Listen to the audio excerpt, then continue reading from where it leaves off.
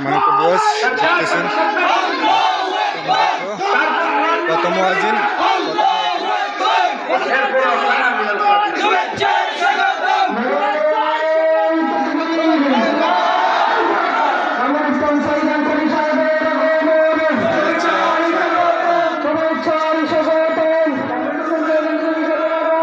এলাকাবাসীর পক্ষ থেকে শুভেচ্ছা, লাল গোলাপি শুভেচ্ছা এলাকাবাসীর পক্ষ থেকে, মুজাহিদ কমিটির পক্ষ থেকে লাল গোলাপ শুভেচ্ছা, ইসলামাবাসীর পক্ষ থেকে লাল গোলাপ শুভেচ্ছা, নারে তাকবীর, আল্লাহু আকবার। কামরুল ইসলাম সাইদ আনসারী সাহেবের আগমন, শুভেচ্ছা স্বাগতম, শুভেচ্ছা স্বাগতম। কামরুল ইসলাম সাইদ আনসারী সাহেবের আগমন।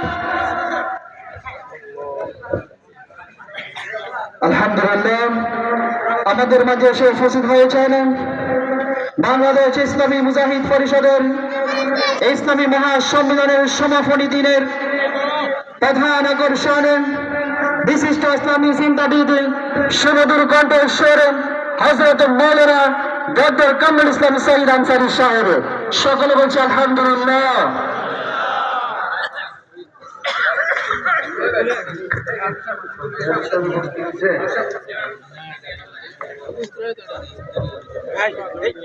সমান্ত উপস্থিতি, আপনারা যারা দক্ষিণ পাশে আছেন দয়া করে একটু উত্তর পাশে আসেন।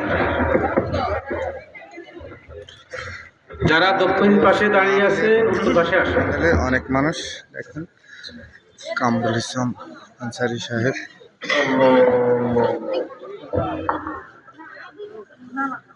এখন পরে হ্যাঁ ঠিক আছে, না থাক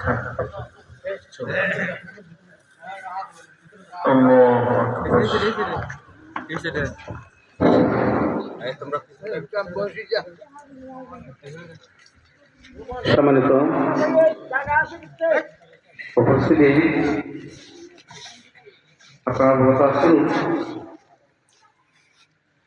ইসাপুরা মুজাহিদ কমিটি এটা ৪১তম মাহফিল। ৪১তম বলতে ৪১ বছরের মাহফিলটা রানিং আছে। আলহামদুলিল্লাহ, বিগত আওয়ামী লীগ সরকার আমারও আমরা একদিন ব্যক্তিগত মাহফিলটা বহাল রেখেছি। যদিও অনেক কষ্ট স্বীকার করতে হয়েছে, বিভিন্ন জায়গা থেকে অনুভূত হয়েছে, জালেমরা আমাদেরকে প্রতিনিয়ত কষ্ট দিয়েছে। আলহামদুলিল্লাহ, আল্লাহ তাআলা যা দিয়েছেন আর এটা কিয়ামত পর্যন্ত জারি থাকে। এই জন্য আপনাদের কাছে দোয়া কামনা করি, আল্লাহ তাআলা কবুল করে বলে আমিন। আসলে এখন আমাদের যে মুজাহিদরা আছে এগুলো বেশি দরিদ্র লোক, আর্থিকভাবে কেউ সচ্ছল না। আল্লাহ তাই এমন বান্দাও আছে একটা মাহফিল ৫টা মাহফিল করার মতো যোগ্যতা আল্লাহ তাকে দিয়েছেন, এরকম অর্থ দিয়েছেন। হুজুর তো বসে রেখেছেন, বেশি কথা বলার আমি মনে করি যেটা বেয়াদবি হয়। আপনার হাতে যতটুকু পারেন মাহফিলের জন্য একটু সহায়তা হাত বাড়ানো নেওয়া হয়। আমরা ইনশাআল্লাহ মাহফিলটাকে সুন্দরভাবে সমাপ্ত করতে পারব। তো হাতে হাতে যা পারে এই সাবিলিল্লাহ তার তো ধার্য না, 2 মিনিটের ভিতরে ইনশাআল্লাহ আমরা আমাদের কাজ শেষ করব।